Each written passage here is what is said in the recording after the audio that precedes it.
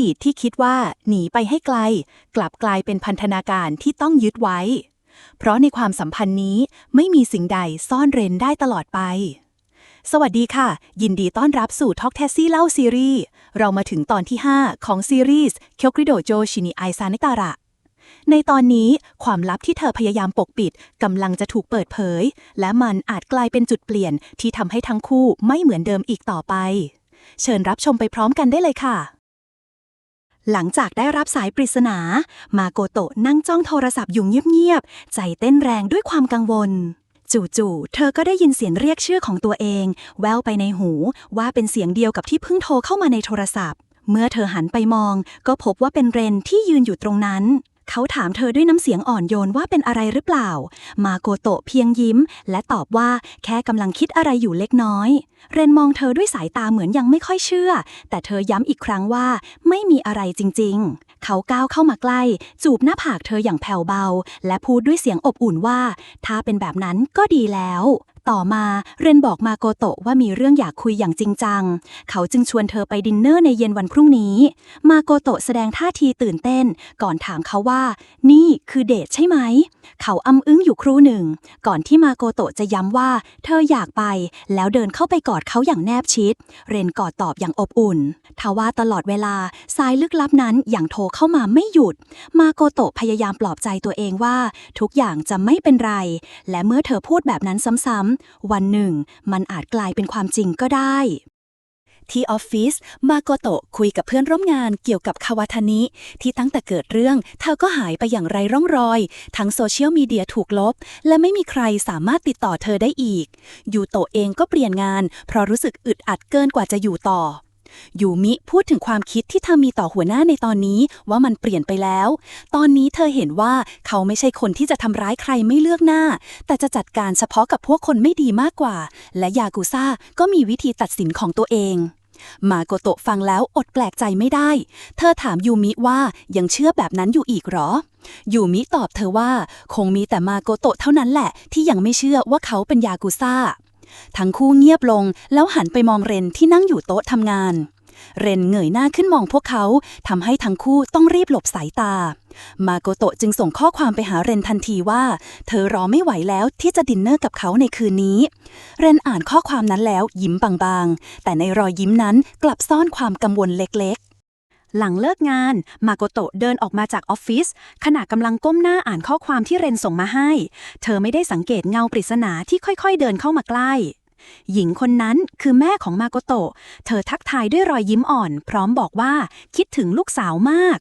มาโกโตะตกใจและรู้สึกหวาดกลัวเธอถามด้วยเสียงตึงว่าทำไมถึงมาที่นี่ได้ทั้งที่เคยให้เงินไปแล้วและสัญญากันว่าจะไม่เจอกันอีกเธอขอร้องให้แม่อย่ามาพบกันอีกเลยแต่ผู้เป็นแม่กลับก้าวเข้ามาใกล้พูดด้วยน้ำเสียงอ้อนวอนว่าตอนนี้เธอลำบากที่สุดแล้วไม่มีใครเหลืออยู่แล้วนอกจากมาโกโตะและอยากให้ช่วยอีกสักครั้งผู้เป็นแม่บังคับให้มาโกโตะเอากระเป๋าเงินส่งมาให้เธอแต่มาโกโตะปฏิเสธเสียงแข็งก่อนที่ทั้งคู่จะเริ่มฉุดกระชากกันอยู่ครู่หนึ่งขณะนั้นโทระเดินผ่านมาเขาเห็นเหตุการณ์พอดีจึงถามว่ามีปัญหาอะไรหรือเปล่าแม่ตอบปฏิเสธทันทีบอกเพียงว่ามาโกโตะแค่หงุดหงิดแต่โทระไม่เชื่อและแสดงตัวว่าเป็นตำรวจผู้เป็นแม่ชะงักไปเล็กน้อยก่อนจะกระซิบกับมาโกโตะด้วยน้ำเสียงเย็นเหยียบว่ายังไงมาโกโตะก็ไม่มีทางหนีเธอพ้นจากนั้นเธอบอกลาก่อนจะเดินจากไปทิ้งความหวาดระแวงและความกังวลไว้กับมาโกโตะที่ยืนอยู่ตรงนั้นมาโกโตะยังคงก้มหน้าด้วยความหวาดกลัวขณะที่โทระเดินเข้ามาใกล้แล้วถามว่าเป็นอะไรหรือเปล่าเมื่อมาโกโตะเงยหน้าขึ้นเธอก็รู้ทันทีว่านี่คือโทระเพื่อนสมัยเด็กของเธอทั้งคู่จึงไปคุยกันที่ร้านกาแฟโทระบอกว่าถ้ามีปัญหาอะไรเธอสามารถติดต่อเขาได้ทันทีมาโกโตะยิ้มและชมเขาว่าใจดีมากสมกับที่เป็นตำรวจจริงๆก่อนที่มาโกโตะจะถามเรื่องงานโทระตอบสั้นๆว่าก็มีคนที่มีปัญหาอยู่บ้าง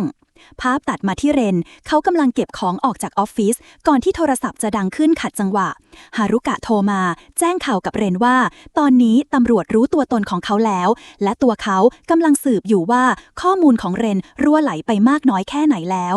เขายังเล่าว่าคาเนโกะจากแก๊งอาซาบะเรงโกะกำลังแสดงพฤติกรรมไม่ค่อยดีและบางทีอาจเป็นสาเหตุที่ทำให้ตำรวจสืบรู้เรื่องของเขาก็เป็นได้ ฮารุกะบอกกับเรนว่าพวกเขาต้องรีบคิดหาวิธีแก้ไขเรื่องนี้ให้เร็วที่สุดที่ร้านกาแฟโทระมองมาโกโตะอย่างเงียบๆก่อนถามเบาๆว่าคราวก่อนเห็นเธอบอกว่ากำลังจะแต่งงานมาโกโตะหัวเราะออกมาแล้วตอบด้วยเสียงเรียบว่าเธอเลิกกับเขาแล้วโทระเลิกคิวเล็กน้อยแล้วถามต่อด้วยความสงสัยว่าแล้วเกิดอะไรขึ้นมาโกโตะตอบช้าๆคล้ายกำลังเรียบเรียงความคิดก่อนจะพูดว่าเป็นเรื่องที่ได้ยินกันบ่อยเธอถูกนอกใจโทระเงยหน้ามองเธออีกครั้งน้ำเสียงเข้มขึ้นเล็กน้อยก่อนถามว่า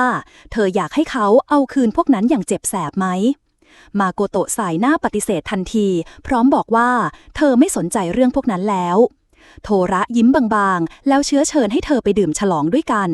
แต่มาโกโตะสายหน้าอีกครั้งขอโทษเขาพร้อมบอกว่าเธอมีนัดเดทหลังจากนี้คำตอบนั้นทำให้โทระรู้สึกผิดหวังเล็กน้อยแต่เขาก็เก็บสีหน้าได้เรียบร้อยก่อนถามต่อด้วยความใส่ใจว่าคนใหม่โอเคไหม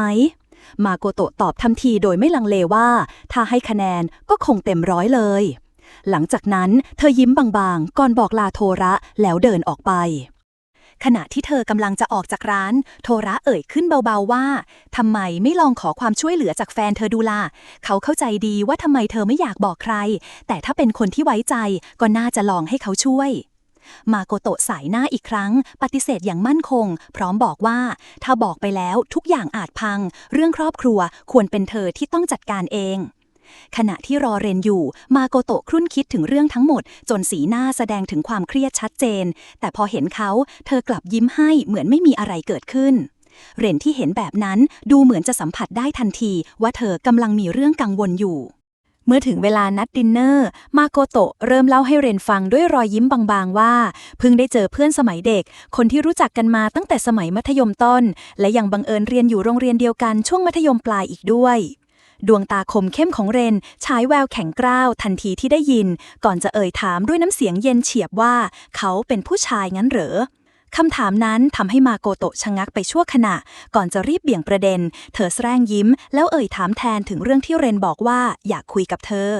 เรนเพียงละสายตาจากเธอไปพลางตอบเสียงเรียบว่ากินข้าวให้เสร็จก่อนแล้วค่อยคุย